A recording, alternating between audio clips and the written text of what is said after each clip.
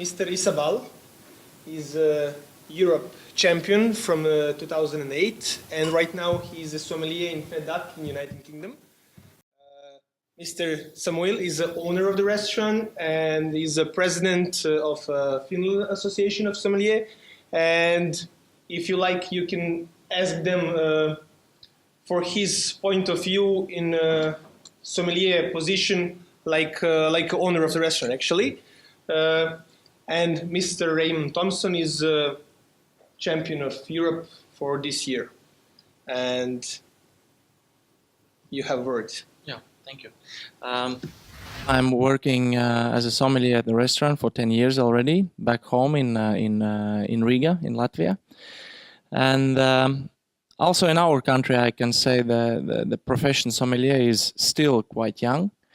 And although there are a lot of restaurants, but unfortunately, till the present day, not all restaurant managers and owners do not evaluate the treasure of having a good sommelier. I have prepared a presentation actually for all of us, which will give you the main idea of the role of the sommelier, what is important, and how sommelier can help the wine grower, the restaurant manager, and also actually the supplier. Because the sommelier, in the end of the day, is the last link in between the wine producer, and of course the most important thing, the end consumer. So I will give you a kind of overview. We had a similar conference in Vinexpo this year's June, and also we spoke about this kind of I don't want to call it problem, but this issue about the role of the sommelier. And then maybe after my presentation we can have an open discussion, and I think Issa and Samuel have their experience and opinions as well. Right.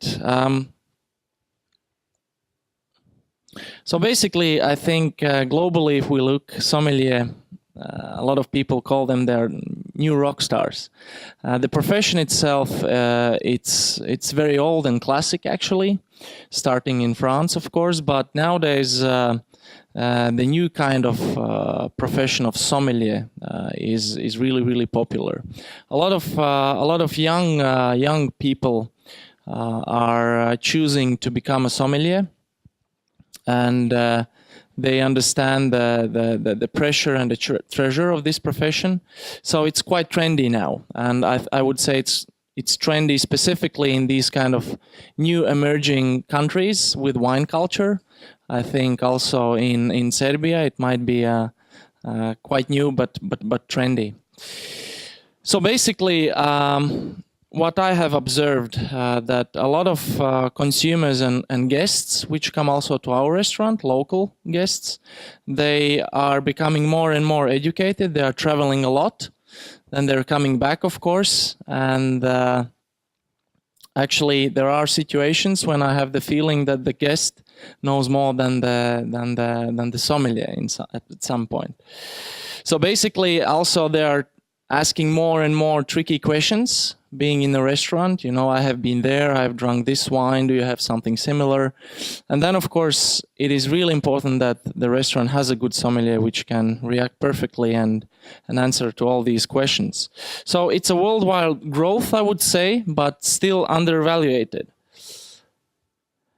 If you have a good sommelier, actually, of course, it can provide in the restaurant perfect service skills. So first of all, correct service of wine, and this I think is really important, because I can give you an example. I just was recently in Jerez, and I explored this beautiful wine region, and then we had a dinner in a Michelin guided restaurant actually.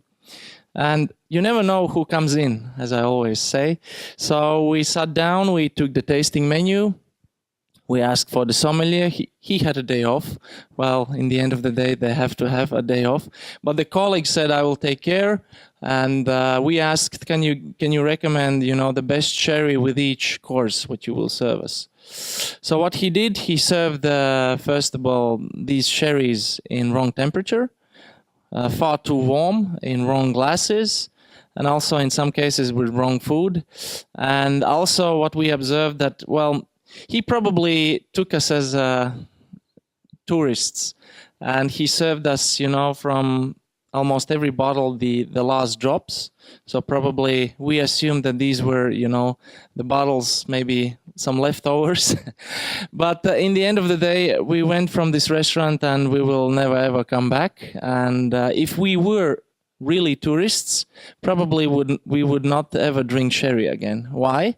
Because it was served in the wrong temperature. It was very warm, the alcohol jumped out, the freshness and fruits were gone. And just because the sommelier had a day off and he did not give the right instructions, and because this guy thought we were just regular tourists. So, no, I never do that. I don't like that. No, but my colleague said, it was not a good experience. So I hope they understood. But the point I'm making is, if you have a sommelier in the restaurant, he should serve, the right wine in the right temperature, the right glass, and actually providing the best conditions for the wine to shine in front of the consumer. Specifically, if this wine the consumer will be enjoying at that moment is the first time. And specifically, if this wine is kind of from specific origin or made in a very specific style, like natural wines, for example, or also sherry, which is really specific. If you will not give the consumer the right kind of introduction to this kind of fortified wine, then he will not understand the wine. So the sommelier always has to respect the hard work which is behind each wine bottle, and he has to provide the best ambience and style of service, of course, in front of the consumer. So if you have a good sommelier, these kind of aspects will be very important, and he will do everything to complete these kind of actions. Wrong service. So if you don't have a sommelier, so you could have a very educated consumer, and if you serve the wine in wrong temperature, not decanted, or in the wrong glass with the wrong food, you can have just more problems and discussions in between the consumer and yourself. And as I said, if you do it wrongly, the guest will not order maybe it again. So you will, in the end of the day, probably lose profit and the trust from your supplier as well. So having a sommelier, you will probably not have all these kind of problems. And for the restaurant manager, I think having a good sommelier is a good image. It's trendy, and also it polishes the image of the restaurant, specifically if you have a very talented young sommelier, for example. So that is really, really important. For the grower, as I said, for him it's really important that the wine is served and presented correctly, respecting his hard work, of course, and giving the right impression about the style in front of the guest. I think that's very, very important for the sommelier. And he's, as I mentioned already, the sommelier is like ambassador of wine in front of the consumer. So these all aspects are very, very important. This slide is like, I took the example how we work in Latvia, but I think more or less it's similar in all countries. So basically, if you have a good sommelier who gives very good service, you have a happy supplier. And having a happy supplier, of course, it's very important. I will tell you why, specifically how it works in Latvia. But basically, of course, you have a correct storage, especially if you're dealing with fine bottles, expensive bottles of wine. I even had a supplier in Riga who we started the corporation, and I took some fine Burgundy in Bordeaux, and he came to a restaurant and he said, I just want to see, do you have a wine cave and how do you store your wines before I sell the wine to you? So, of course, this is like very high level, but these kind of things, of course, are important. Correct service. So if I'm selling you a good wine, I want that the wine will be served and presented correctly.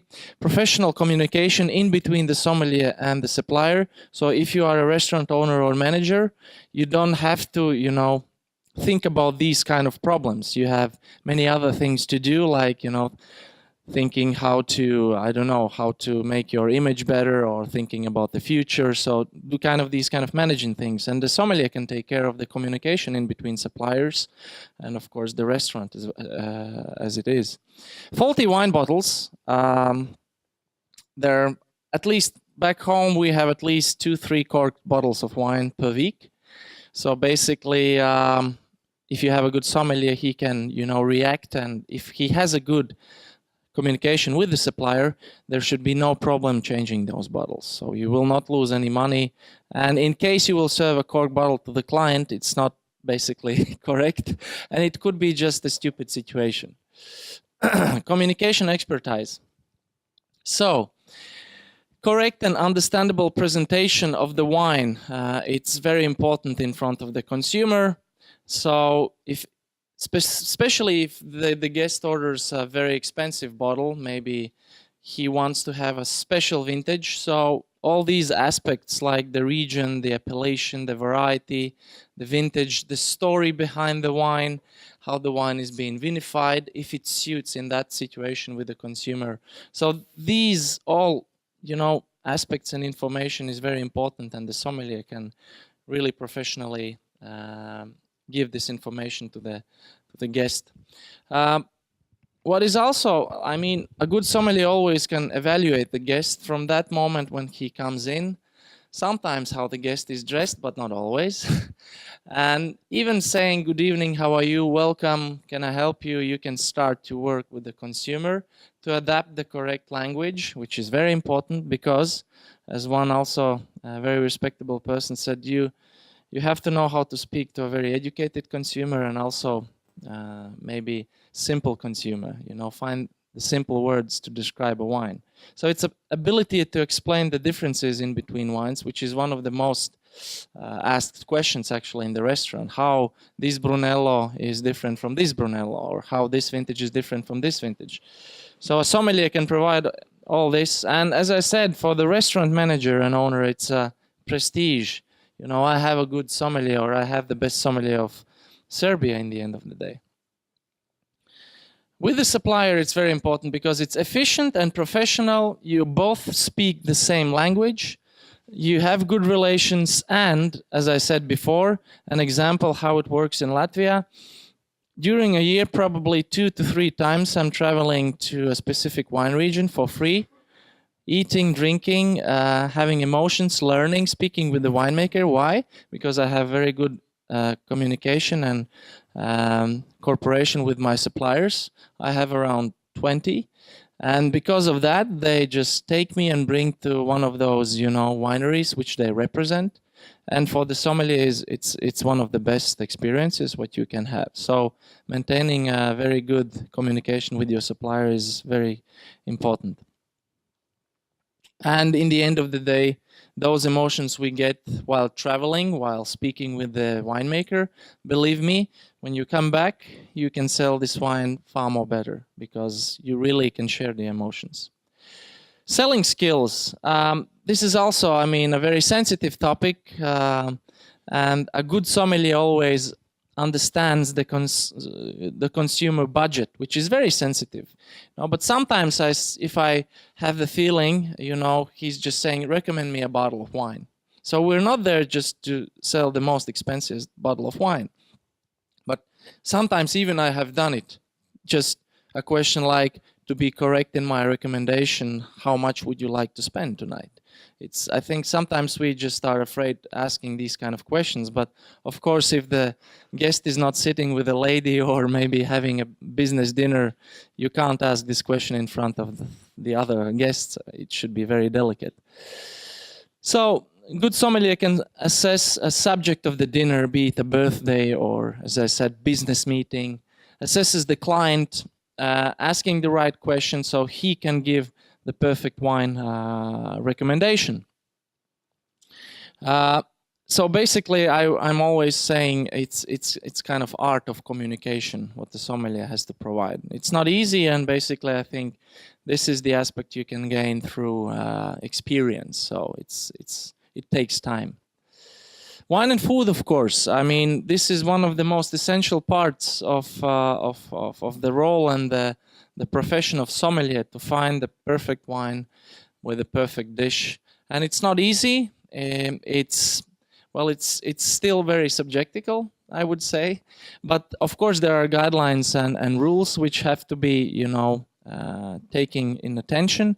But a good sommelier, of course, it can find a perfect ingredient. And here I would like to say one important thing, which I have the feeling is missing, specifically in our country. I know that there are fantastic global examples of restaurants, of chefs and sommeliers, but chef and the sommelier should be one team. And sometimes, when you work with the chef, they're like artists. Sommeliers are artists too. Imagine you put two artists together. It's not easy, but I think it's a huge respect behind both professions. They have to respect each other. And at the end of the day, the target is just once, a happy consumer, and we have to leave our egos at home and do the best to find the perfect match. So the chef should be, open-minded, and so should be the sommelier. And it's not easy, as I'm saying, but in our restaurant, we're working perfectly. And actually, this is our chef, and we are doing a lot of tastings together. We taste the food. I very often, sorry? Yeah, and I always invite him to taste several wines, because some chefs, of course, they have some basic knowledge about wines. Some chefs, like Andreas Larsson, have become the best sommelier of the world, being a chef, actually, historically. But basically, chefs have a very polished and sensitive palate. Sometimes they don't know the theoretical background of a specific matching, but they can tell you some very important things. So working together with a chef is not easy, but I think it pays off. This is again one of my ex-sous chefs. Now he's opened his own restaurant. But basically, remember, sommelier and the chef is one team, like that. The cellar management, again, it's very important for the restaurant manager and owner. I mean, if you have a very good sommelier, drinks, they are big income. Well, wines and spirits and everything. And if it's managed professionally and correctly, it's, in some cases even can give you almost 50% of the turnover. So it's very, very important. Budget, making the best of the restaurant manager budget, because every restaurant has his own, budget. If you communicate that perfectly with your sommelier, so he can make the best of the budget what you have. And remember, the best wine lists are not always the biggest and largest. It's all about the content and the philosophy, what's behind the wine list. So stock control, and of course rotation of wines. We like, after each service, we're having a look what we have sold. We can have a look what has been staying there or lying there for 2 months or 3 months. Then we can, let's sell these bottles with the next tasting menu. You can make a perfect rotation of wines. And if you have a sommelier, he should be responsible for that, of course. Correct storage, specifically for wines, placing orders with the supplier. So communication with the supplier. Sometimes, if you have good relation, you can extend the terms of payment, especially in our small market. Maybe Isa can give you a feedback how it's in London and in his restaurant. But we are quite small, so we don't have sometimes free financial resources just to invest in fancy bottles. So sometimes I can have a Petrus or Lafitte, and I can pay to the supplier when I have sold the bottle. This is how it works in Latvia. So, and if you have a good relations, you can do that. So basically, in the end of the day, if you are a small market, you can gain free financial resources, which you will not invest and freeze in wine. Team player. The sommelier is a team player, creating new wine and food matchings, tasting menus. If the sommelier is a respectable and knowledgeable sommelier, he's always respected by other team members, because he knows everything about wine, he knows a lot about the food, he knows service skills. Probably he has started as a waiter. So basically, he's also respected by the client if you are good. So he can solve problems, as a sommelier. For example, I'm the head sommelier and restaurant manager in one person back home. So basically, it's my responsibility to recommend the wine and also solve some problems. So he knows what's going on in the service. He can be perfect eyes for the chef, you know, because a good sommelier during a service is visiting almost every table. So basically, he has been in contact with every table in the restaurant. Yeah, almost. It's not always the case, but mostly. And he can help managing the service team as well. So not only wine. Very important. So staff training, staff motivation, encouraging young people to become, you know, sommeliers. Maybe some future stars could be raised up. And high level of service, wine service in general, because there can't be just a sommelier star in the restaurant and the rest of the team don't knows the basics about the wine. So if there is a good sommelier, he should share his knowledge, experience to the other team members. And in the end of the day, in the long term, you will have a higher educated staff in general. And there might something happen. As I said, sommeliers could have a day off, but in that moment when they have a day off, there should be someone back home in the restaurant who can, you know, manage. But because the client comes maybe to fine dining restaurant and he expects the service, he actually does not care has the sommelier a day off or not because he's paying a lot of money. So he expects a high level of service. Yeah, this is more for a sommelier. I mean, always, you should work with yourself. A good sommelier has always have to have ambitions. And even though maybe you have won a competition, you have always continue your education. So reading theory, tasting skills, traveling, which is the best way to learn, as I said. You can gain emotions, which you can then share with your clients. So in the end of the day, I really recommend the restaurant managers invest in good and potential sommeliers.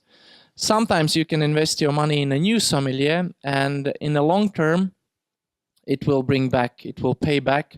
And who knows, maybe one day you will have a best sommelier in the world working in your restaurant.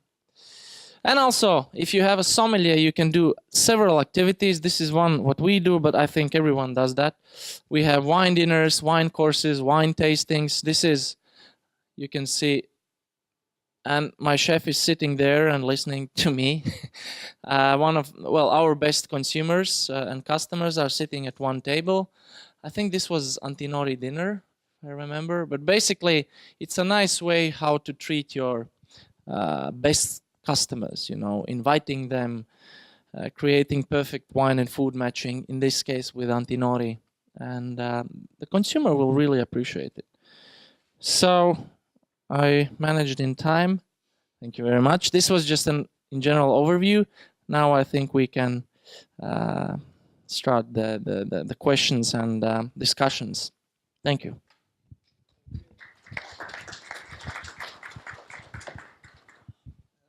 I have a question for you. Thank you. Mr. Raymond, you are not, actually your country is not a wine country at all. Can you say a few words about evolution of the wine consumers and evolution of a sommelier in your country? Because we are actually quite young wine country because our wineries with the quality start with actually 20 years ago, but we have a long history. So actually we're quite young and we have our evolution. Can you explain us about your country?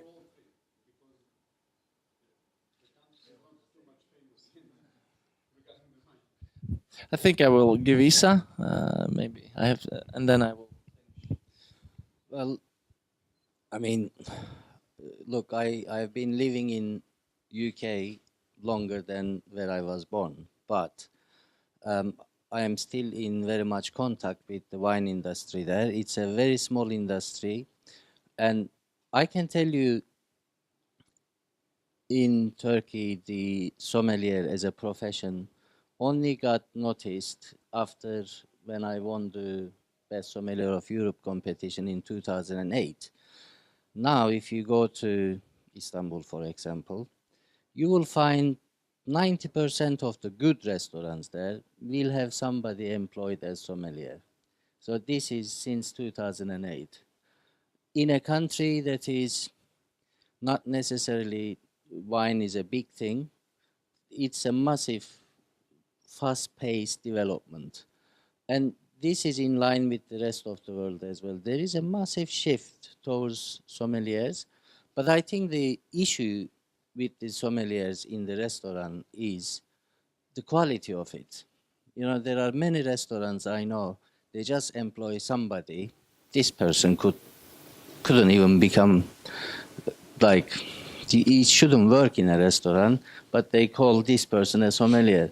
So that is the problem of our profession. The problem is that we have got, let's say, if you wanna become a dentist, you go to dentistry faculty and you get your diplomas, certificates from there, and you can perform as a dentist. If you want to become lawyer, you have to go to law school, learn, become a lawyer with your certificates. With the sommelier, anybody say, I am a sommelier, and nobody can stop them from saying that.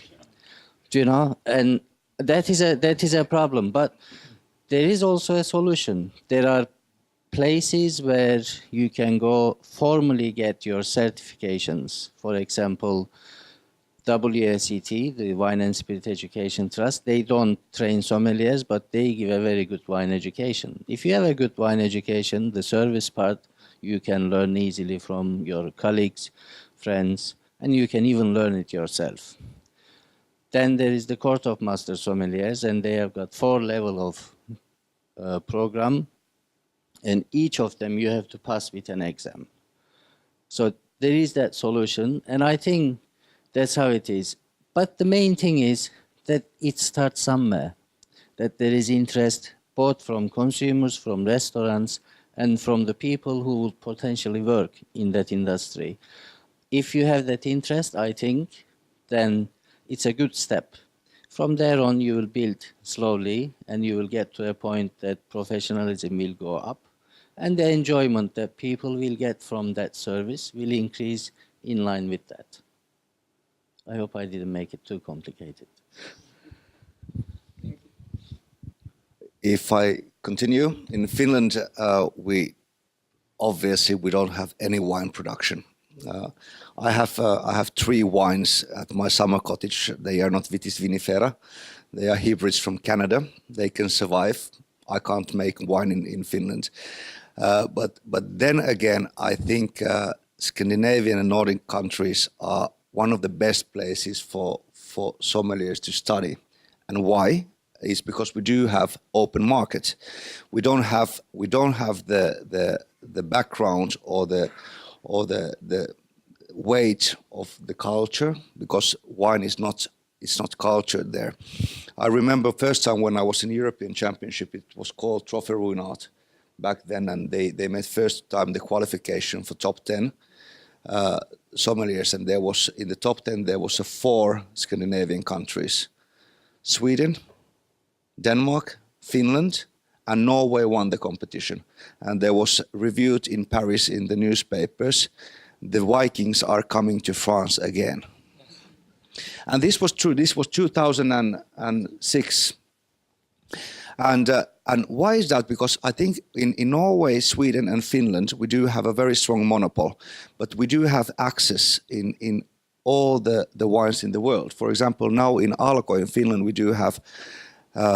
Yesterday I watched, there was 7,358 wine labels in the shop, and you can buy them via internet to your next door supermarket storage sale. So basically you can get anything just with your mobile phone or whatsoever, tax paid it and so on. Then we do have, of course, the internet. You can buy anything from the world. And this is the way that we are open-minded in the countries which are not producing wine. And I think this is also for Serbia a very, very good opportunity. You do have Prokupats, you have Tamjanika, you have a lot of good varieties, which I think you should promote more, which we yesterday tasted perfect Prokupats to go. I don't think that, as I said last year as well, I don't think Serbia is needed to push too much of Cabernet Sauvignon or Chardonnay or Merlot, I think you have the power in your own grapes. But then again, you need to be open to see what's happening in your neighbor countries. Romania is very interesting. Bulgaria, developing still. Turkey, there's a lot of things. And since you have only 370 wineries in Serbia, I think you have possibility to adopt wines and styles from other countries and other bottles. I think it's always, if you don't have the culture, if you don't have the rules, the old rules, you can make new rules and you can be more open. Okay, one question. We know for history and habits for people from United Kingdom and from London, evolution for wine consumers in your countries, in the Scandinavian countries, you have an easy job to sell a bottle of good wine to your guests or not? I'll start quickly. The average price of wine that is sold in Finland in shelf is approximately €7.80. Then again, you need to remember that you have 24% of that is the VAT, and we do pay tax on a tax, so that the alcohol tax is €3 per bottle plus the VAT, so it makes it 375. So that's only the tax of the alcohol tax. So it means that the 780 wine, which is the average price, so there's the more expensive and more cheaper ones, means that you have the ex-works price from the seller would be somewhere between €1.50 approximately, because the transportation to Finland from anywhere, it doesn't matter where, is minimum 50 cents per bottle. That's the minimum, because we're almost Russia, and it makes it very, very difficult and expensive. But the strongest upgoing scheme in the wine for the last 5 years has been champagne, and champagne is rising a lot, and this is also helping other wines to be consumed as a higher price and obviously better quality. Yeah, I think as far as UK is concerned, the average spend on a per bottle in a shop wouldn't be too much different, but because of the taxes that Samuel has mentioned, that price is slightly going up towards £10 mark. So under £10 really is hard to find anything with decent quality. But UK has always had a history with drinks. If you look at drinks in the world, most famous drinks are famous because of the UK. They now make some wine, but when they weren't making wine, they were very good at buying it and selling it to the rest of the world. So that's why UK has always had an amazing access to drinks. To give you an example, sherry, port, marsala, Bordeaux. Bordeaux is literally UK. Champagne has always had a fantastic market. The UK drinks the expensive champagne, French drinks the less expensive champagne. I don't know if it's a good thing or bad thing, but UK has always had an amazing thing. I think also it's very important. Look, everybody has a breakfast, maybe not, lunch, dinner, they eat. Everyone eats, right? So you want to have a meat with your lunch. You can go buy a cheap cut of meat. You can go buy a very expensive premium cut meat and have lunch. Your lunch can cost you as little as £5. Your lunch can cost you as much as 100 if you are eating at home. Wine drinking in UK is pretty much now considered to be just as normal as eating food. So people are looking at it like an everyday thing. It's not like you do on a special occasion. You do it every day. You have a glass of wine with your meal. So some people, depending on their budget, they go buy what is suited to their budget. I think it's important to understand that Supermarkets are doing some crazy things. For example, they buy wine, they sell it with a loss. So they buy a wine, say, at £5, they sell it at £3. But what it does, it brings people into supermarket. Maybe they are losing money on that one, but making money on a few other things. So wine is often used by supermarkets in UK like that, to lure people into the shop.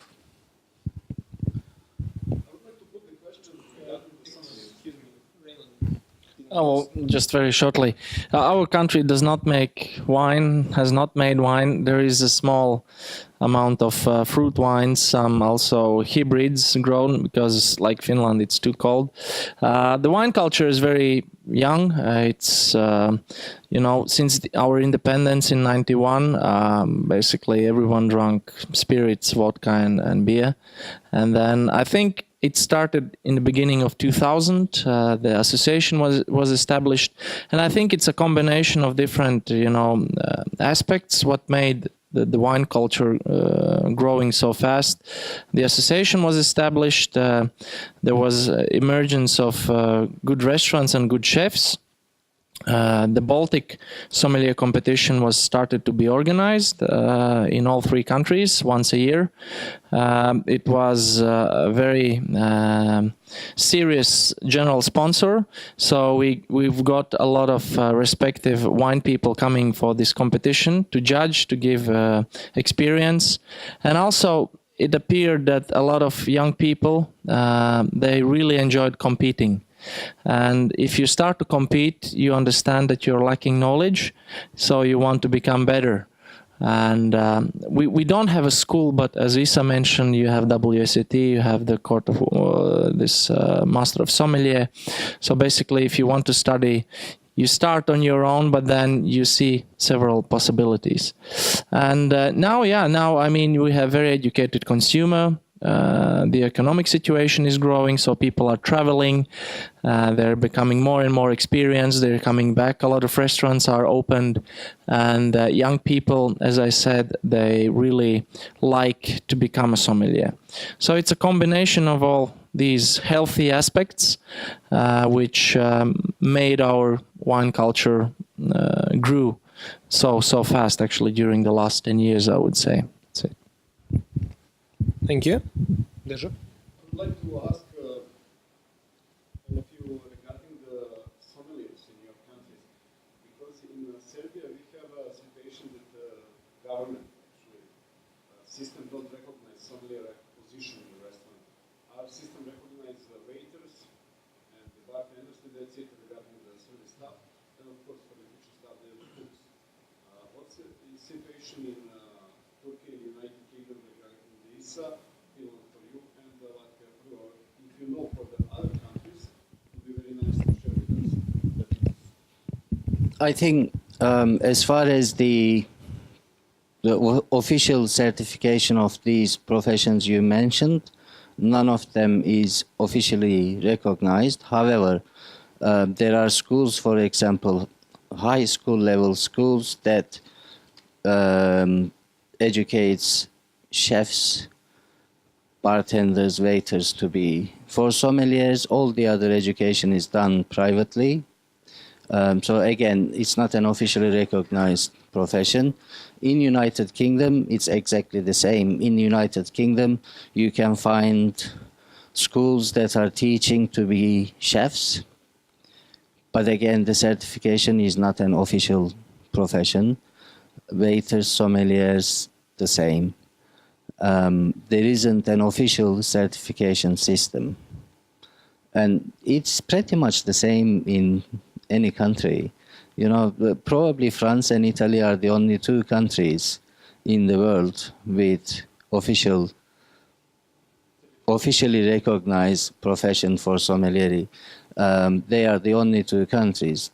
The results, I mean, France and Italy being the number 1 and 2 with the Spain wine producing countries in the world, I think they kind of need to have that as well. Although, in my belief, putting France one side, but Italy is probably the way the profession is done in Italy is probably not what you expect it to be. There are many sommeliers, but the level is not always necessarily great. So official certification, do we really need it?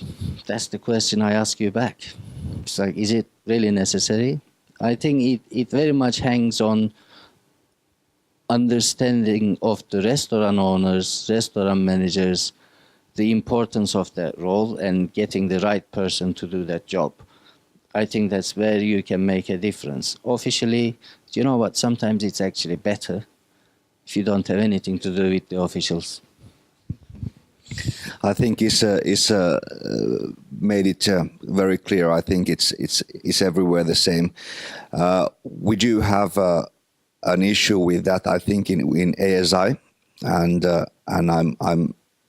we are working on that.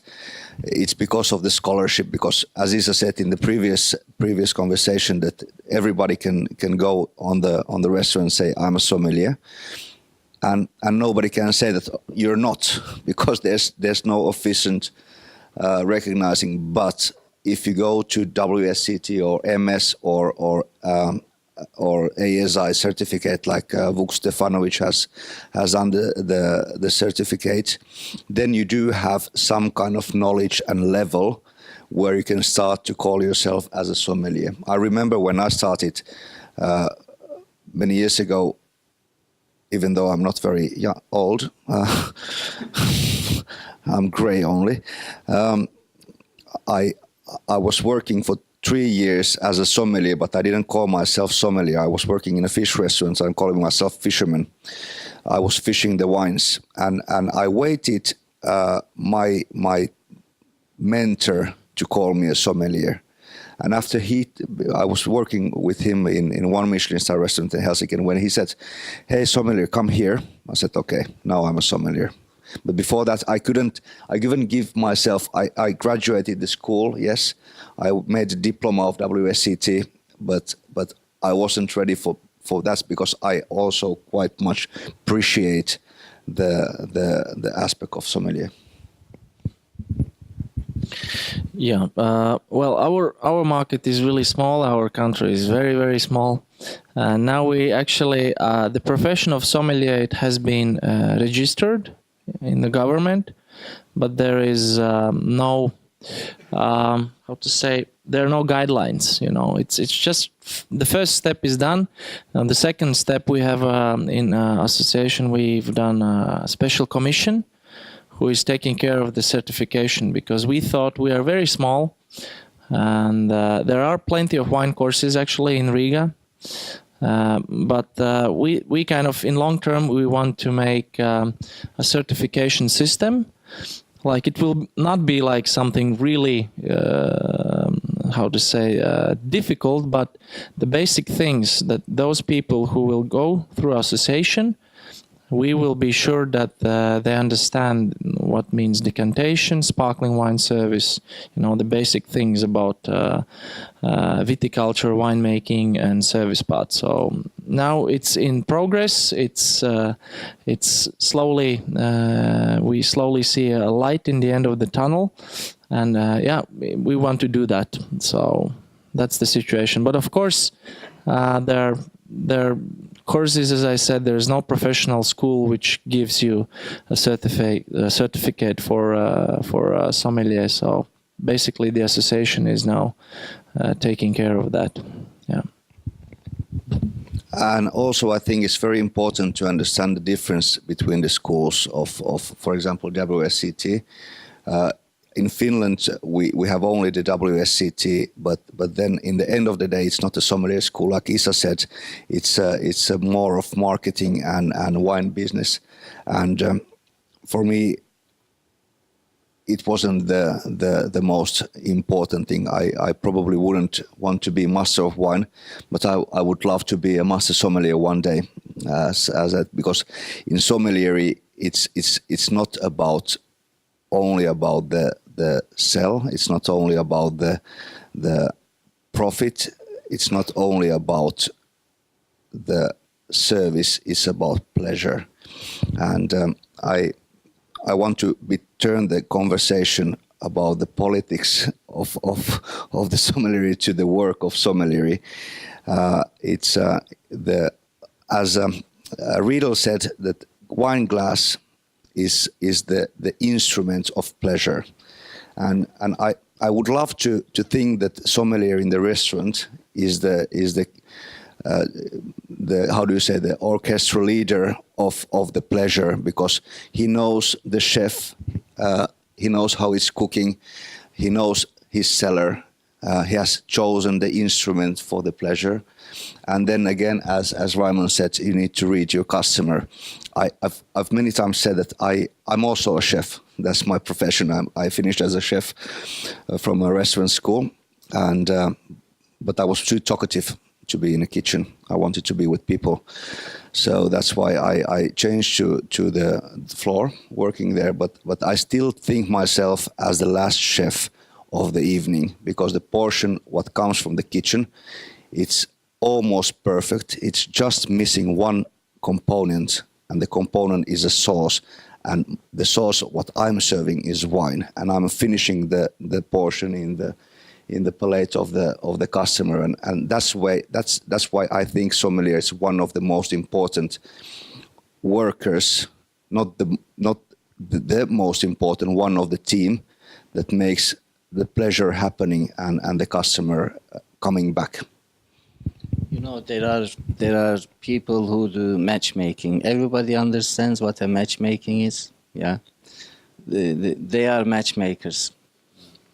They basically match. They don't sell. Okay, if you sell, then you are called pimp.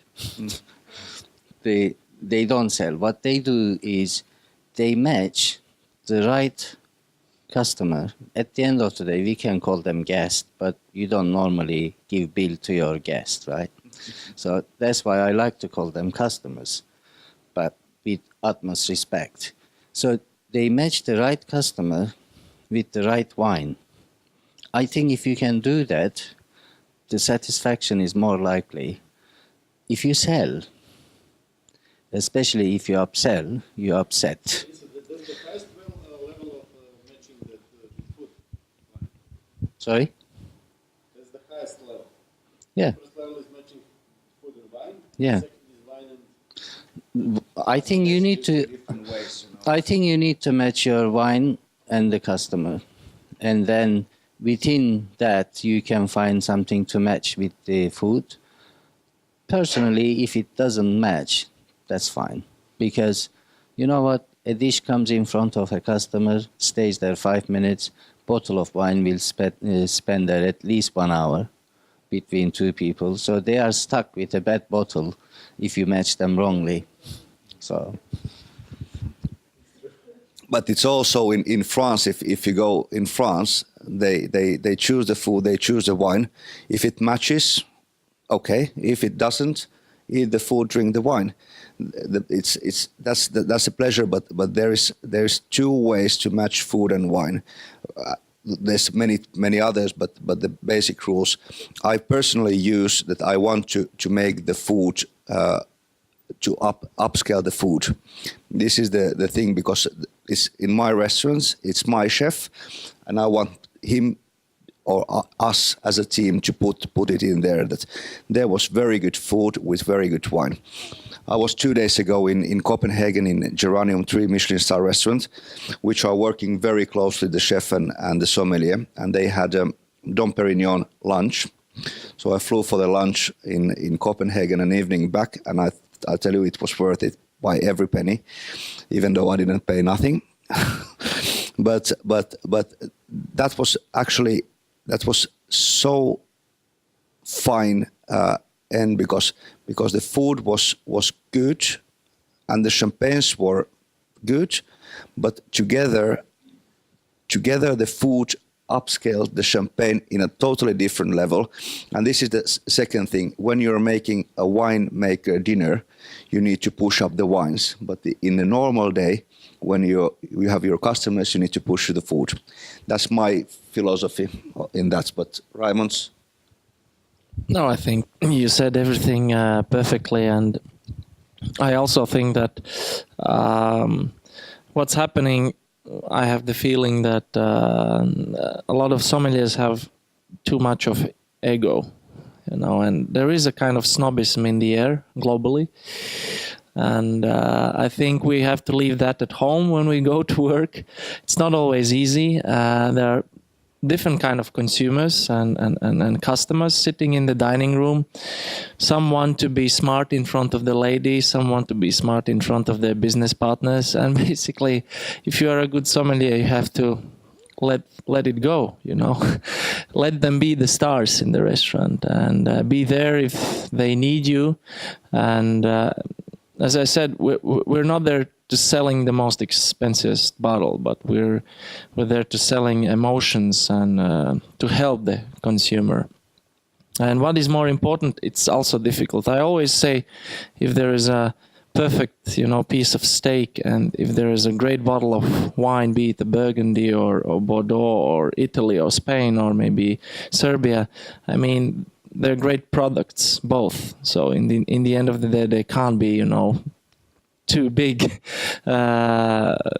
mistakes made there. So I think, the emotions are the most important thing, and sommeliers have to be with both, feet on the ground and be very humble.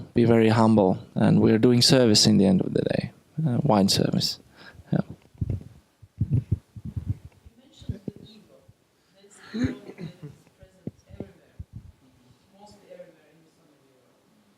How to get rid of it and to behave normal in the restaurant? Like you said, personal advice for our young sommeliers, that situation here. They think if they get a certificate and they started to work some magical job like it is, sometimes they have problems, to stay on the ground. I don't know. I mean, it's maybe it's something to do with with the character. I don't know. I don't know. We're in Balkans. Maybe we're like, I don't know. I mean, I think it's patience and time. I'm looking back on myself maybe 10 years ago, and we're young and unexperienced, and I think it's kind of, if you have a knowledge, if you have a certificate, or maybe you won a competition, sometimes, specifically when you are young, you want to show up, and that's how we human are actually. And it's really like, I think it's just experience, and that comes only with time and patience. And also a big role is, have you been educated from your parents maybe, and how you can deal with this kind of, maybe if you are becoming popular or famous. But in my case, I have a great chef, and sometimes when I'm too high in the skies, he always like knocks me down. So I think it's also good to have a good friend or colleague or someone in your profession, who says something which is not maybe pleasant, but a good friend is there to say not only pleasant things. I mean, he should say as it is, and it might not be pleasant for you, but maybe afterwards it makes you a better man or sommelier. Yeah. Yeah, I don't know, maybe, well, we all need our girlfriends. Well, there is so much to learn in everything we do, whatever our profession is. Jiro Ono, I don't know if you heard of him, the famous sashimi chef from Tokyo. I had the good fortune of eating in his restaurant once, and we were 4 people, and that was it. 4 people for lunch. It's a tiny restaurant, 8 seats, something like that. He is, I think, now 85. His son is about 60 something. So 2 of them is on behind the counter. His son is cutting the fish, passing it to his father. He is making the sushi, putting it in front of you, and you eat. We finish our lunch. We took photos and things with him, and then when I was shaking his hand, I just noticed something. He just could not open his hand. It was like this. Hold it one second. His right hand was like this, from holding the fish. His left hand was like this. doing the sushi. He could not open them. He has done it for so long, his hands has deformed. And they asked this guy, are you planning to retire? And he said, look, I am doing this for more than 60 years. And I came to a point I'm really enjoying what I'm doing. It would be crazy for me to retire when I just think that I've just made it to a level that I am actually enjoying what I'm doing. Just think about it. You know, you might think you are good, but hey, there are better places to be. I think if you can have a mindset like that, that may bring you down a little bit and understand that there's a lot more to learn. But I think that's also with the Giro. Is the time and the knowledge and the wisdom. I remember myself starting sommeliers first WSET advanced. When I passed, I thought that I know everything about wine. I was the rooster, you know. And after that, I went to another sommelier school, and I realized that I don't know a shit about wine. After 6 months, I've been in the sommelier school. I started again. I know everything about the wine, and it's the roller coaster. I remember 10 years ago. It's more than 10 years actually. 15 years ago, for me, wine less than 100 euros was like shit, not drinkable. And then I started to be in a big company as a chef sommelier. I had 16 restaurants to do, and my biggest kicks was to find a wine less than 10 euros to be drinkable, and I was a very arrogant, cocky young boy, and it's the only thing is the time and a friend or a chef to push you down.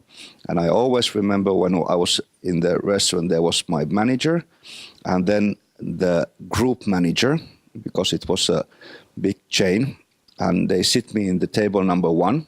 I was sitting in that. There was 2 big persons telling me that, look, Samuel, this is restaurant Est. It's not restaurant Samuel.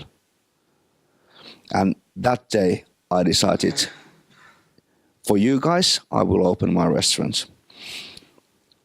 Then, 7 years later, I asked the chain manager to be in my board.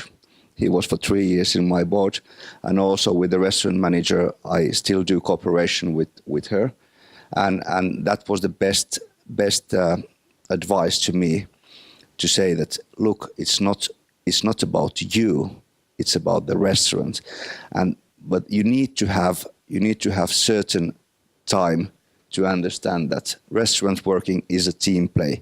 It's like basketball.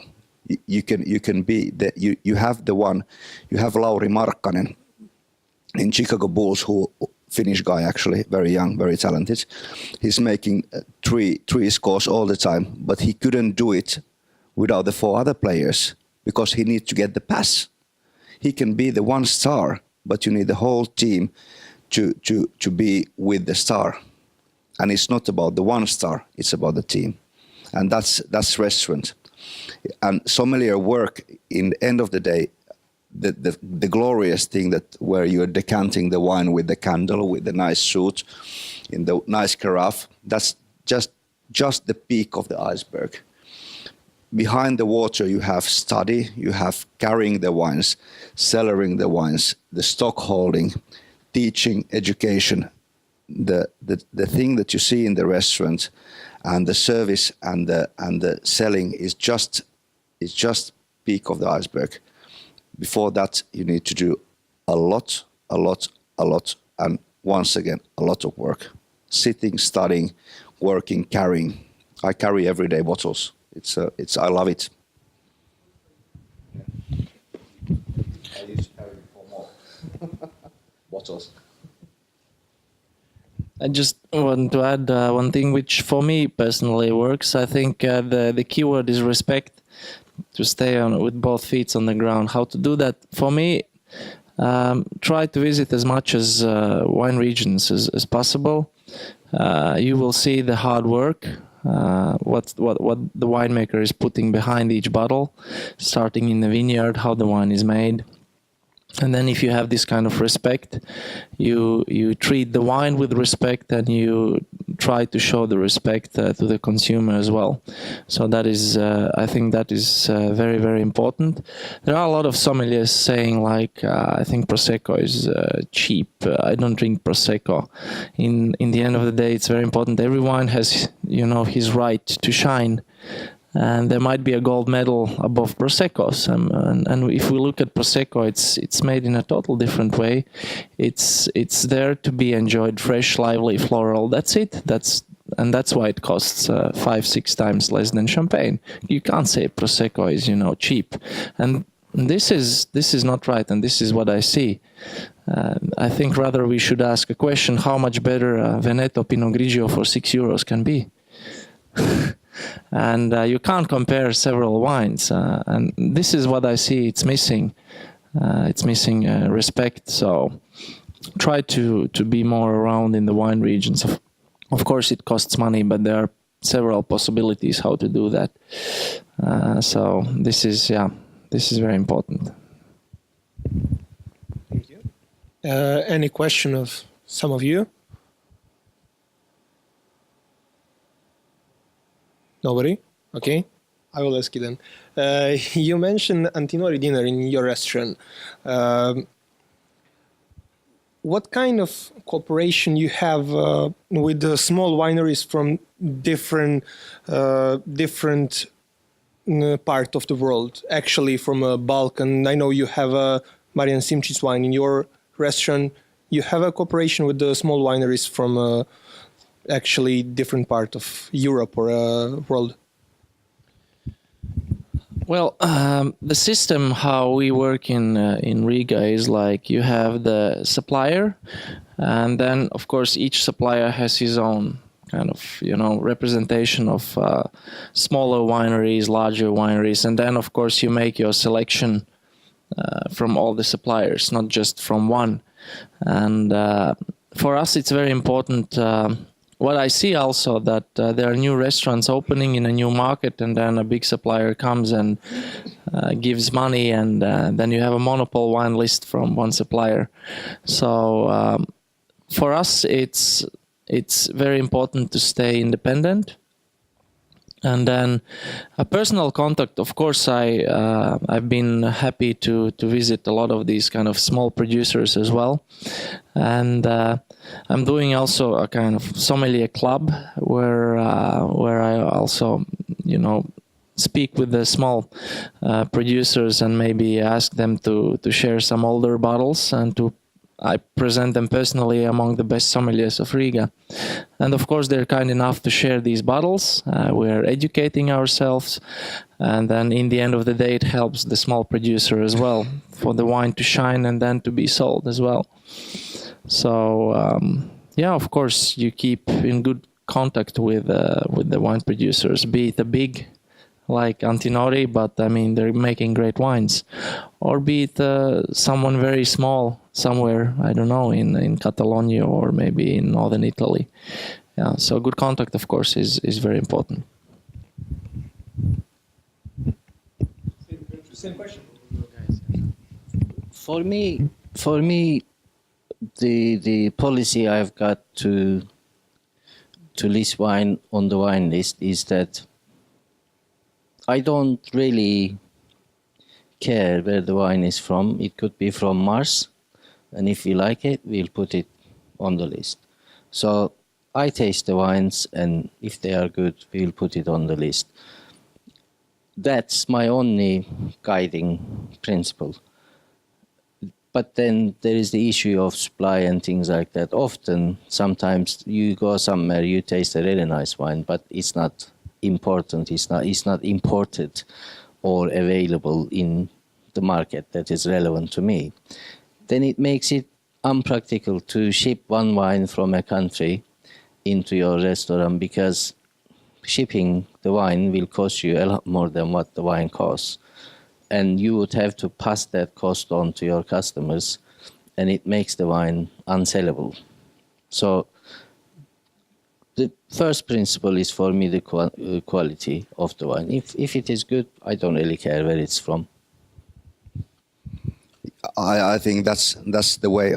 Nowadays I do have 4 restaurants, and there is a certain style in the restaurants where you do. My first restaurant, Muru, the basic idea of Muru was that we are cooking the food that we like. We change the menu every day at the beginning. Now we do it every week or every second week. And that was the idea, that we cook what we like and we serve the wines that we like. And every wine or the food should have a story behind, a personal story. And the story can be also as narrow and small that I like the wine. And that's for Muro. Then we have Pastis, which is a French bistro, and they're obviously are more influenced with the French cuisine and so on. So I want to have different small regions. I try to find the best pargages from different regions. Then we have Finievel, which is Finnish haute cuisine, which is we were with Raimonds in Finievel a few months ago, and actually Raimonds was working in Muru, so you saw the craziness in there. But in Finievel, it's more about prestige. It's a place where you go with nice suit. You know, it's expensive place. The menu is 113 euros, and the wine pairing is the same amount. So it's an expensive place. So there we do have a special wines, and also we go for the special matches to match also sake or some I have a Slovenian wines from Veruš Vinogradi from Podravia, which is I think they are nice producers. I try to find always in the pairing menu something from a small area. From Slovakia, for example, you have a nice wines, or it doesn't matter where, but to show the diversity of the wine region, but always also to have some icon wine. And then we have Suellen, which we just opened last week. It's a low country American like oysters and briskets. So there you should have more freshness for the seafood, and then body for the brisket, and the food and the style of the restaurant, of course, puts you there. But yes, I always want to show the diversity of the wine world.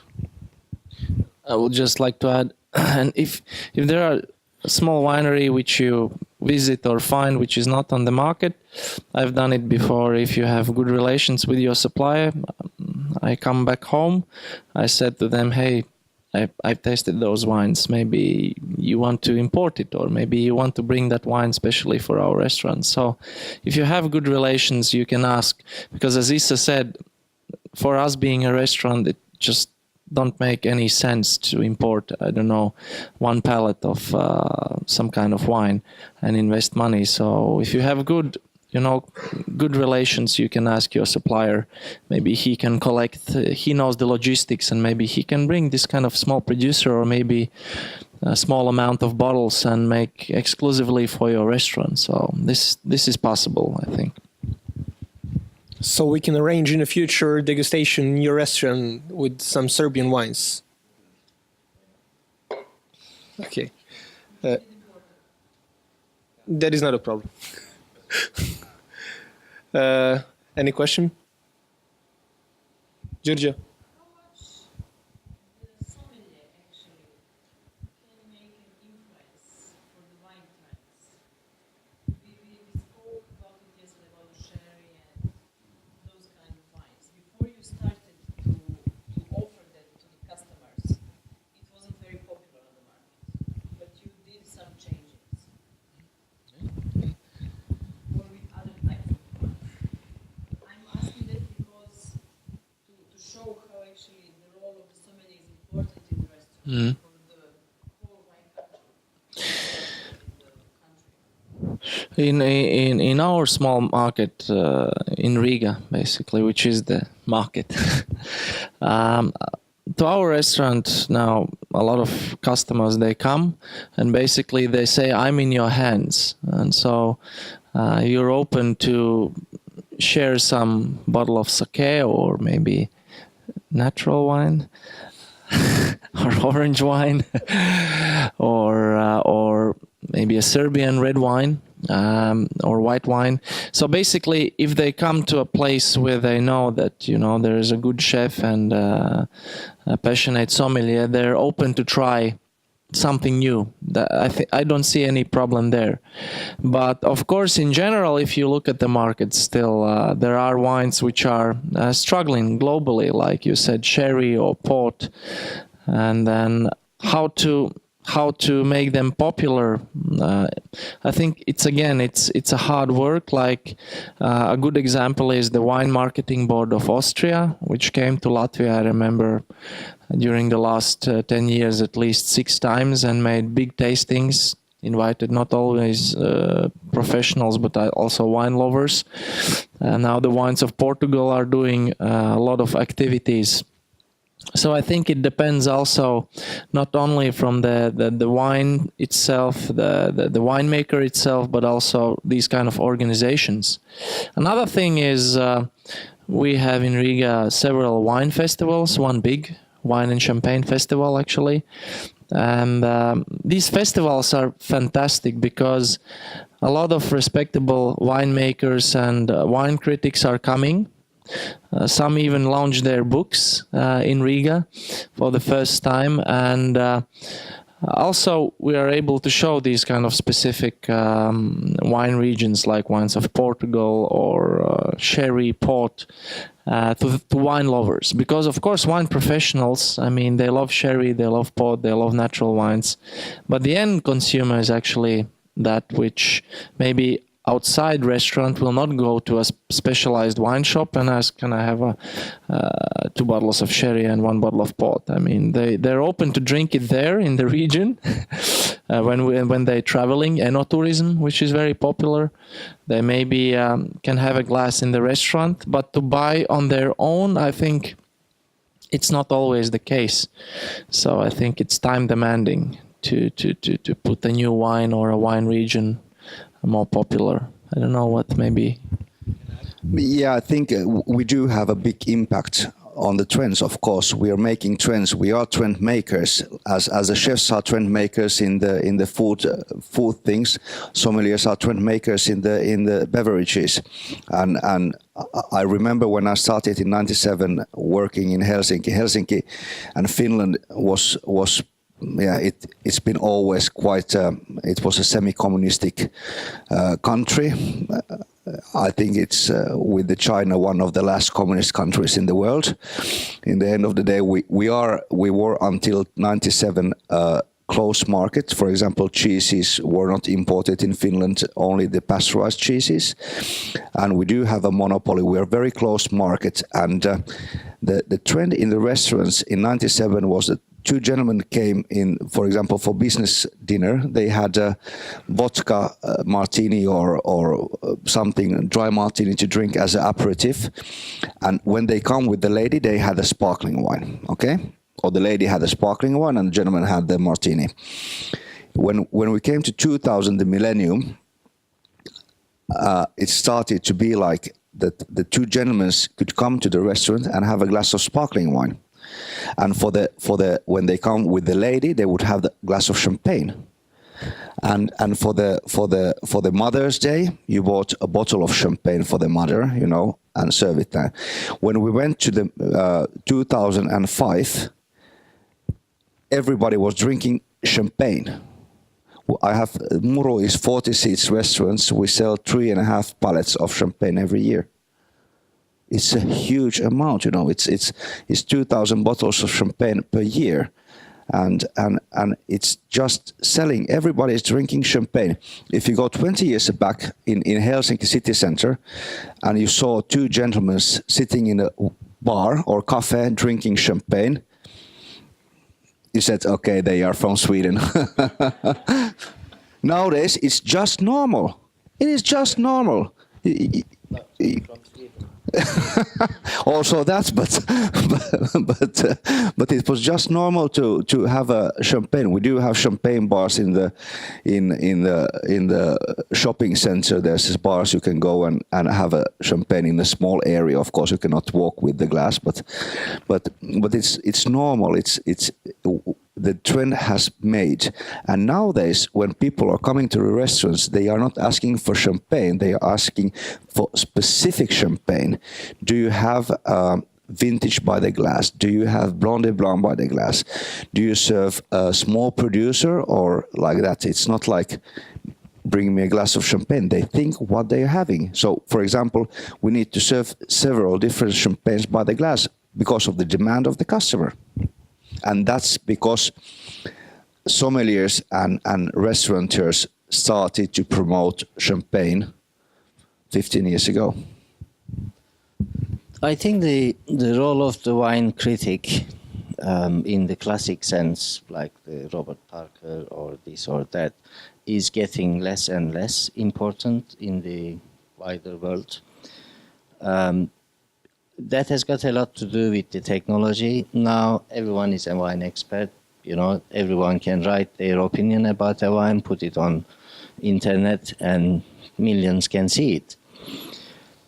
In terms of setting trend in a restaurant, I think it's a complex play of influences in play, because simply if you look at it, yes, sommeliers are in a restaurant suggesting wines, but the consumers are making decisions what to drink. So it's actually two, three different dimension influence there. It's not just the sommelier affecting. However, I think I see the restaurants and sommeliers in a way like, you know, they plant a little rose at the end of the row of the wine in the vineyard.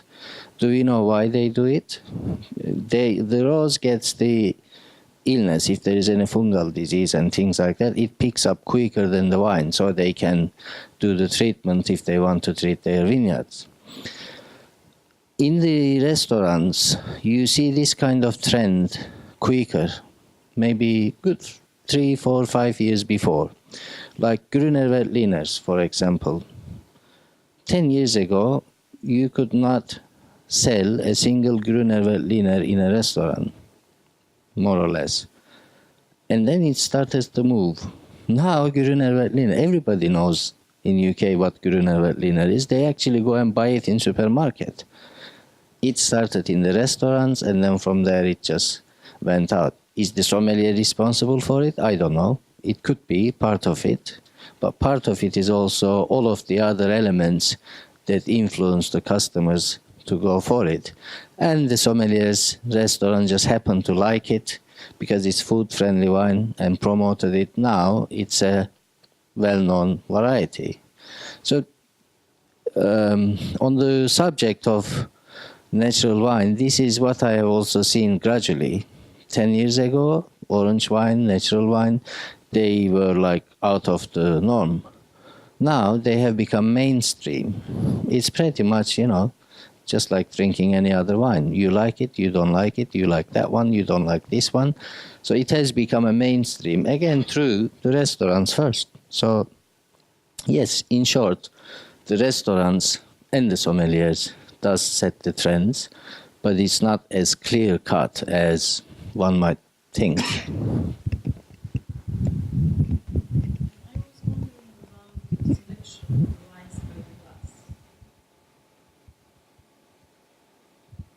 When you look at the wine list, how many wines you give by the glass? Do you have to stay in some volume? How your person owner feels about that? You know, you spend one glass and then the rest of the bottle will stay for 5 days. No, that's professionalism. Yeah. I say always that in my restaurant in Muru, we have 600-700 wines, labels, yeah. And not all you can open. Some of the old vintages, no. But you can open, and every bottle, the sommelier can open, and every bottle we have 40 seats restaurant. I have 2 sommeliers myself, and our restaurant manager, and she's finishing sommelier school in Finland in December. So we do have, out of 6, we do have like 4 sommeliers, and I think that's just our strength to have it. And I've always said that you can open any bottle you want, but make sure you sell it, and make sure you get rid of the bottle and promote the bottle for the other guests. So you need to have your eyes. Are you opening an expensive bottle in Saturday evening if you're closed Sunday and Monday? No.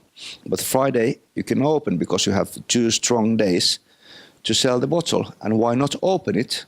It will make customer more happy. It's going to be exclusive thing to get in the dinner, and also you can make bit of profit. But in the end of the day, you will make a very happy customer who will put it in the Twitter or Facebook or Instagram, show the bottle. I had this and this wine in that restaurant, which is marketing. It's oral marketing, which is the best. And then again, once again, we do have the technology. We do have a caravan nowadays available. I'm not 100% fan of the caravan, but it's still working so and so. It's possible. By the glass, from the 700 wines labels that I have in Muru, I have only 3 wines which I've marked by the glass. Sparkling wine, champagne, and a port. These are the only 3 wines I've marked by the glass. But it depends what the customer wants to drink. I will open the bottle, and we normally have normal day we do have something between 20 to 30 bottles open, and the loss is not big, because at the end of the day the chefs want to have a glass of wine. The price is by the glass. I divide it. If you want a glass of wine, I divide the bottle on 6. Or if you want a bigger glass, I divide it on 5. It depends how much you drink. The price is the bottle. If it's 100 euros, and you want to have half a bottle of wine, it's 50 euros. Well, it goes like that. I measure the wine, and that's it. It's actually illegal in Finland to put smaller quantity more expensive than the bigger quantity, because it's by the law you cannot sell alcohol in a bigger amount cheaper. So you need to, in Finland we need to promote to drink less by the law. I'm not doing it. I've got a similar approach. Just the difference is champagne, I tend to limit it to 4 different champagne, and white wines, I usually have a list of 7-8 whites, 7-8 reds. But I would, like someone said, apart from 1 wine on that list, I would open anything that the customer wants a glass of, and then I can sell it. When I say open, actually, I do use caravan, and I think it does reduces the wastage, which is great. Yeah, if you want to keep a bottle 6 months, good luck. But but once you use it with caravan, I think you are looking a week, maybe 2 maximum, then you should have used it. Otherwise, you will have problem. But I do, and the prices, I've got a similar approach. The bottle price divided by whatever you are drinking, rather than sell it more expensive or anything. It's not like that. And I do wines from normal, say, glass of Sancerre to some of the cuvées from Romane Conti or Solaya or things like that. There's always something like that available by the glass. So, you know, when I go out, if I go on my own for a lunch, I don't want to drink a whole bottle. But if I saw a glass of very good wine I want to drink, I would pay a bottle price for it and drink it. Yeah, we do very similar. We have a short wine list by the glass where you can find maybe more or less classic wines, like a fresh, lively Sauvignon, a nice Riesling, and maybe an oak-aged Chardonnay, 3 reds, 2-3 reds, maybe one rosé, and then a couple of sparkling wines, champagne. And then besides that, we have a special also Koravin list, where you can have a small glass and a larger glass. And there are consumers which are not ready to pay for a bottle, maybe 200 euros, but maybe they want to pay 40 euro for a glass, and they can say, hey, I drank a bottle of, I don't know, 96 Tignanello glass, sorry. So that works perfectly. Koravin as well. I have noticed that the bottles which are opened by Koravin, I mean, if you do 1 or maybe 2 glasses, it's okay, but as soon as the volume gets under half bottle, then you have to be fast. And then we are storing the bottles so it's in contact all the time. So imagine a basket, so you can just gently light like it's in contact with the cork. And then we're in Latvia, it was a long time, wines by the glass are, like cheaper wines. And what I'm trying to say, I mean, very often the best wine sold is what is sold by the glass. You can sell anything. So and you have to encourage also the consumers to drink better wines by the glass. I don't see any problem. And if you have Friday, Saturday, full restaurant, 40 or in our case 60 guests, I don't see any problem opening something more expensive. And we have a tasting menu, and a lot of guests are saying we take the tasting menu and the wine package. They don't care what's the wine package actually. So you can open and make a nice rotation of nice bottles of wine. And we do the same. I mean, you can divide it on 6. Usually we do 6 glasses from one bottle. If you want to save something, you can divide it to 5.5, so you have a small. But otherwise, we don't like add nothing to more expensive to the glass. We just divide the price of the bottle to 5 or 6, and that's it.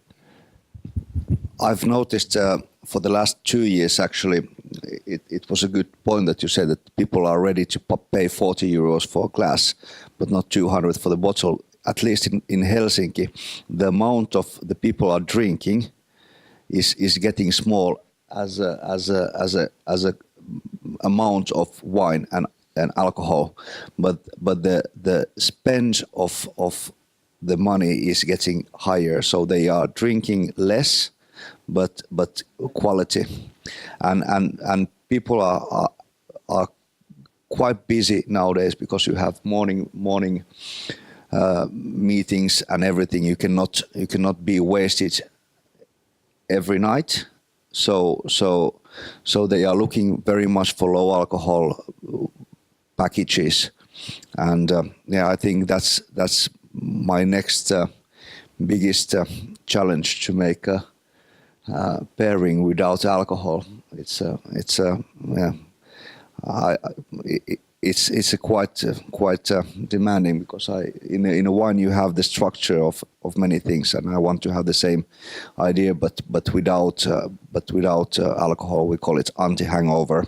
I'm using quite much of tea to make the same feeling in the mouth. And also, when we're talking about sommeliers, it's also important to understand that sommelier is also suggesting the teas and coffees and other beverages, the strong beverages, and also it's all what's pleasure. You need to wear that sommelier is there. Water and some sodas. You find your sodas or tonics, and you make your special cocktails or whatever. That's all work of sommelier. I have a question. Isa, you mentioned orange wine. Can we say that orange wine now is a different style? Is the same style of wine like whites, reds, rosé, and you have orange now? And what is your opinion about the orange and the natural wine at all? It's not a new thing. I think that style of wine has been probably the predecessor of any wine you are drinking today. If you look at the country's two possible birthplace of wine, Georgia and Armenia, the wine that was made in there, the white wines I'm talking about, is more than likely to be orange at the time. So it's not really a new style, it just came back, and with the emergence of Georgia into the market as well, and then few other people picking it up in Slovenia, Italy, and things like that, it has become first niche, then it became a mainstream. Right now, it's mainstream for me, it's just a style of wine. And it would be wrong to say one is better than the other one, I think. You need to choose just like you are choosing with any other style of wine. You just need to choose your favorite ones. You just need to choose your least favorite ones. They are not all the same. Some of them are quite badly made. Some of them are made very pristine and clean. You just need to choose, I think. So, does that answer your question? Okay. Yeah, I think it's more or less the same. For me, I'll make it short because it's a very heavy topic and very how do you say can be exploded quite quickly. But wine is good when you like it. That's been my motto, and with you I mean everybody. The wine is good then when you like it. For me, the wine should be clean and well made. It doesn't matter if it's natural wine or organic wine or conventional wine. It happens to be that I mainly like organic wines and biodynamic wines. For me, I do have a slight problem with the natural wines because of the balance of the quality. But there is also good natural wines, but not all natural wines are good. Not all conventional wines are good. Not all biodynamic wines are good. It's the natural, conventional, organic. They are just methods of making wine. They are not quality labels or qualification measures. So that's the biggest thing that everybody needs to understand. For me, it doesn't matter what the wine is, how it's made. If it's good, and that's it. Everything has been said. I would like to add that it's a global reaction in the wine world, and I think sommeliers have to be aware of it. They have to know these kind of things, and as they said, there are good wines in both sides actually, and if it's good, I'm very open to present it to the consumer. I think the sommeliers, you can't just go to a new consumer. Here is a glass of natural orange wine. Please enjoy from Friuli. I think you have to give an idea what it is, the philosophy, what's behind it, the origins, and how it should taste and what you should feel. And I think they're really gastronomical wines with umami-rich food, with fermented products, because they have too much flavor and they have tannins, which makes them suitable with more protein-rich food. So, and I like the saying, being natural is an excuse of making faulty wine. There is this kind of saying, maybe from the conventional side.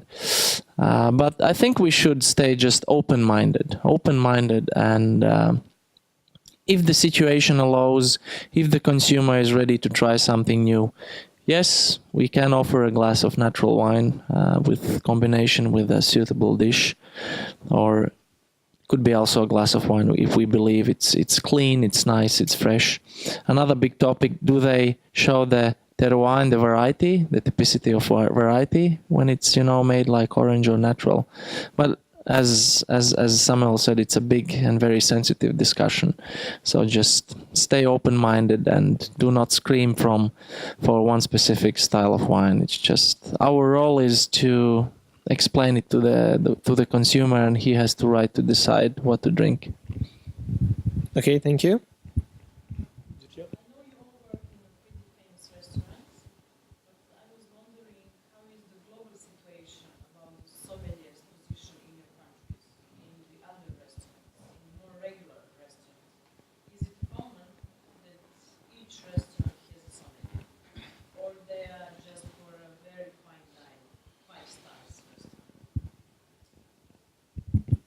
I'll be very short. Yeah, well, we have a very small market, but we always like to say there are plenty of restaurants, maybe too much for the population we have. Thanks God, we have a lot of tourism coming in. So there is place for every restaurant, but unfortunately, there's a rotation. A lot of restaurants are opening, and maybe in a couple of years they're closing. And then there are some restaurants, of course, which are well established, maybe for 5. Some of them are for 10 and even more years. The role of the sommelier we discussed. It's becoming more and more popular, but of course, for these kind of small casual dining places, I think there is still place for improvement. And I think it still will take time for the owner or manager to understand and to hire a sommelier. So for high-level restaurants, yes, it's a common thing, but for maybe smaller casual dining, it's still a topic under discussion, and not everyone is ready to pay a good salary for a really good sommelier. But sommelier has 4 or 5 restaurants, different style. Maybe you can give also an insight. It is a problem for me. If I could have a bunch of sommeliers, I would take them, because for me I see straight forward how the sales goes. Through my restaurants, I was just counting. I've created 6 sommeliers who had went in 5 years in other restaurants. Some of them are working in importers. That's why I call lost case, because sommelier is not a worker of importer. That's a totally different thing. But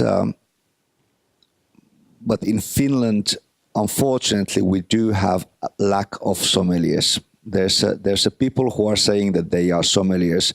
They are basically waiters who are carrying the wine bottles to the shelves and know where if the waiter asks where's the Shiraz, he knows where, or she knows where the Shiraz bottle is.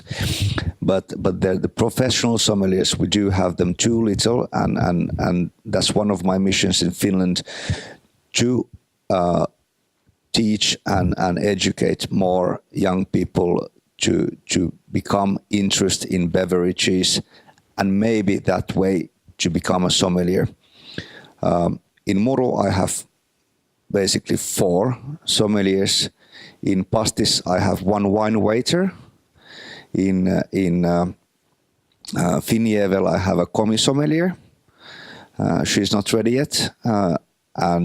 Actually, 8 sommeliers, because I left, 2 was left now. But anyway, and in Suelen, I don't have a sommelier, but the idea is not to push too much wines. I have small wine list there, but yeah, if I had in every place a sommelier, I would be very happy. It would make my life much easier, because yeah, you can find the bargage, you can make this. The thing for me is that you need to find a wine that you can price well. The wine should always be priced. I can't price the wines like I buy this with the 10 euros and I sell it 35 euros. If the wine doesn't taste like 35 euros, you cannot sell it 35 euros. If it tastes 20 euros, you have margin of 50% only. But if it tastes like 35 euros, you have margin of 72%. And this is the thing. That's the professionalism of sommelier, that you can find the margin there. Every wine is different, and every wine pricing should be also different. That's my philosophy. I think in UK there are simply too many restaurants for them each to have a sommelier, and there is a big shortage of sommeliers. I work in a very famous restaurant, and even we struggle sometimes to find sommelier that would work for us. Obviously, you need to hire the right person, so it makes it a bit harder. But yeah, there is a shortage. I've been looking for one for the last few months. We are not desperately short. At the moment, I've got 8 in my team. but I know a couple of them will leave and things like that. So I want to replace them before they are gone. So I can be a bit picky, selective, but still, 2 months I have been looking around. It's outside of UK. Most of them are outside of UK anyway, but it is okay to hire people outside of UK, provided they are from EU country. When they are not from EU country, then it becomes almost impossible. That's the problem.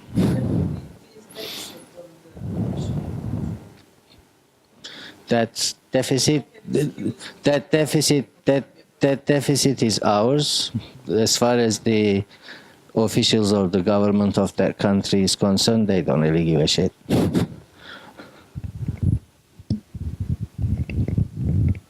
So we can say that the sommelier profession is still profession of the future. Definitely. There should be probably the thing that if the restaurant doesn't have sommelier, they are using a consultant, which is okay. There is some good consultant sommeliers who can make the wine program for the restaurants and can make teaching for your staff, and they can do the wine waiting. But then again, what you were talking, the worst case scenario is that you make a monopoly wine list. You give your seller's key to an importer and say, please fill my cellar. So that's, if I would be importer, I would be really happy, because it makes my work very easy, but it makes also the restaurant image, it doesn't upscale the image of the restaurant, and it won't make the restaurant, in my perspective, it won't make it too interesting. It's like chain. It's the same thing. If you go to McDonald's, you know that you will have the Big Mac and the fries and the apple pie. They would taste more or less the same. But why would I want to give my restaurant to have a McDonald's wine list? Because the importer would make the same wine list for everybody else. I have one question. Sorry, did you speak about the salaries? I'm not interested in exact numbers, but how it works. Does it depend on the wines that you sell? 400 Do you work on a percent, or what is the deal? And what is the difference between you and the waiters? In Riga, if you're good, I think you can earn 1,500 euros as a good sommelier. Sometimes maybe up to 2,000. Yeah, a good sommelier, a valuable sommelier. And so it means that for 1 month, he or she needs to sell how much wines, how many wines, to make how much money to the restaurant? I can't tell you. I mean, I don't think. Does it depend? I don't think so. I mean, of course, it's an agreement in between the manager and maybe the sommelier. But I think it's a kind of common thing is also you can get a percentage of the wines sold, for example. Sometimes it can be, I don't know, 2-3%, which can make up your salary from the wines sold during a month. So basically, I know that some makes it like a motivation. The more you sell, the more you earn, both the restaurant and also it's good for you. So the sommeliers are kind of motivated to sell more. But as I was saying, selling is not always, the best approach. Yeah. So I don't think there is kind of well-defined the best solution how to make a salary. But in general speaking, if there's a good sommelier, I mean, it's 1,500 to 2,000 euros they can earn. Usually a bit less, yeah. Not a bit, but usually less, yeah. If it's a good waiter, still it earns less. Well, 1,000 could be in a good place. 1,000 could be in a good place. Yeah. Yeah.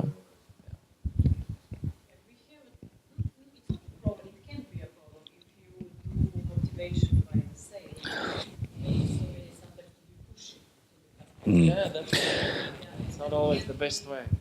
It's it's we opened Muru 7 years ago, as I said many times. When we opened, we were 6 workers. Nowadays, with the whole company, I have over 70 workers. So we have been expanded a lot, and HR is one of big topics for me at the moment. Money is always just a one motivator. It's the smallest motivator, and I think for sommeliers it should be the smallest motivator. The biggest motivation should be the customers and the staff. This should be the best motivation. The group, the team where you're playing.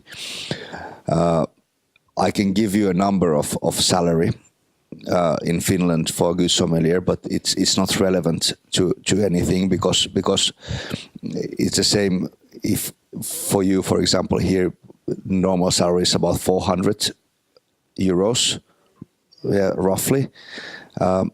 The standard of living would be the same in Finland with the 3,000 euros. So it's a very subjective thing. It doesn't give you any number. For example, in my sommeliers are getting 3,000 euros, but then again, I'm paying for them before the taxes because I need to pay the taxes. I pay for 4,500 per guy per month, and he will get 2,200 euros, roughly 2,000 euros, and his rent in Helsinki, not in the center, but in the end of the city, would be something between 800 and 900 euros. So then again, it's you need to think the market, and it's so the waiter, a good waiter would be 2,500. Normal waiter would be 1,950. An average sommelier would be 2,300. But in the end of the day, as I said, we are a semi-communistic country. Everybody gets the same amount of money to pay the rent, buy some food, and in the end of the month, everybody's in zero.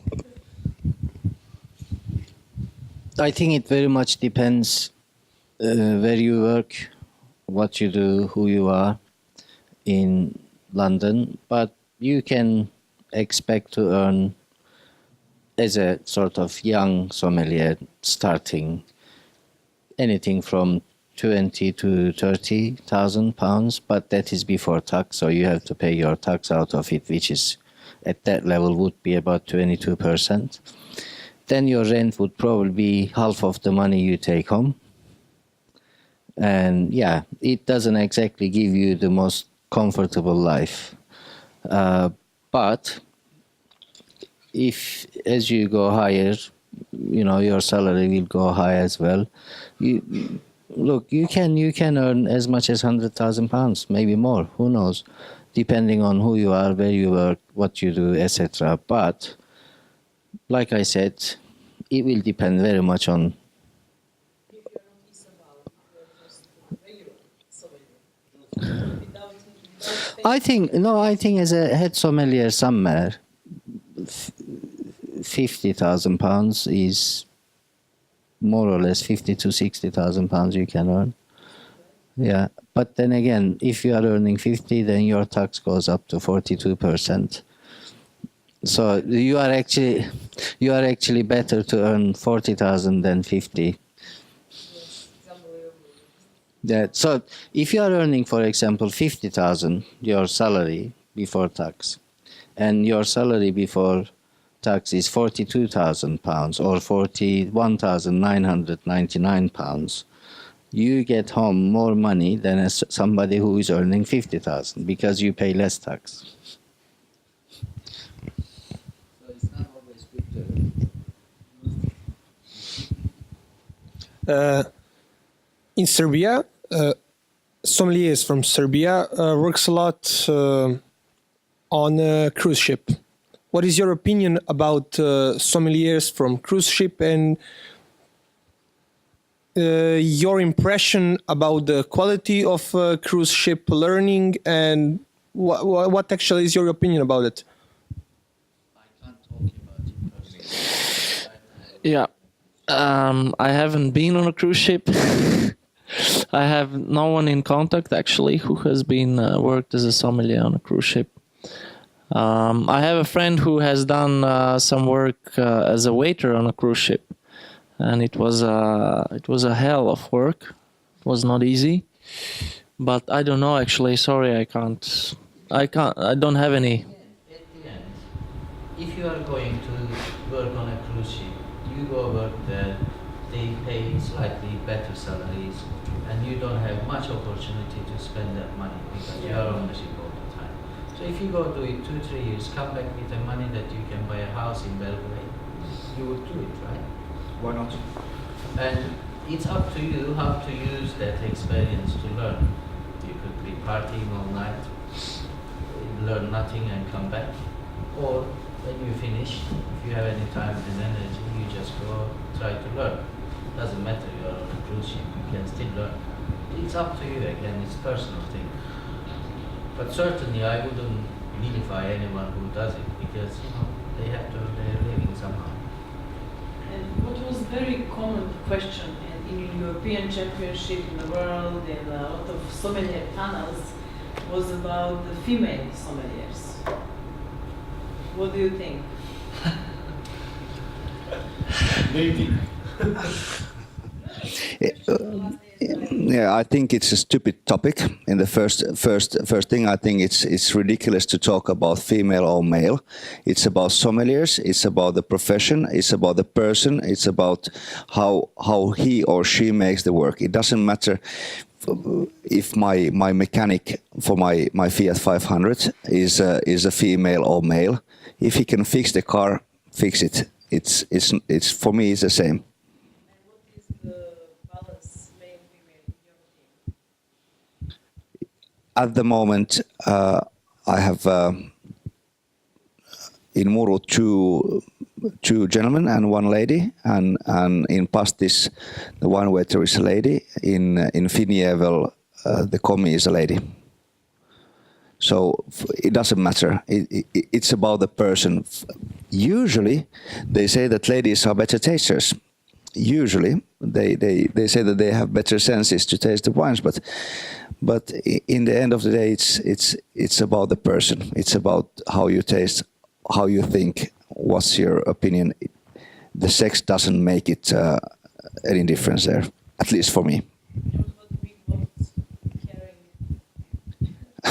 You're as strong as I am, so don't worry. Thank you very much. Well, in both of my assistants, I have 2 assistants, both of them are women, and I always have sort of almost 50-50 balance. It's not that I try to have that balance. Sometimes, you know, you get a good CV, I don't really care if they're women or not. I just hire based on who they are, what kind of person they are, what kind of relevant experience they have got. That's my criteria. The gender of a person is a gender of a person. You know, nobody chose it when they are born. They are born like that, and I don't really care. It's But 20 or 30 years ago, the picture was a little bit different. well, that was then. But It's in now. Venezuela, sommelier work is ladies' work, for example. In Serbia as well. Yeah, in Venezuela, if you're a sommelier, if you say that you're a sommelier, they think first that it's going to be lady, not the man.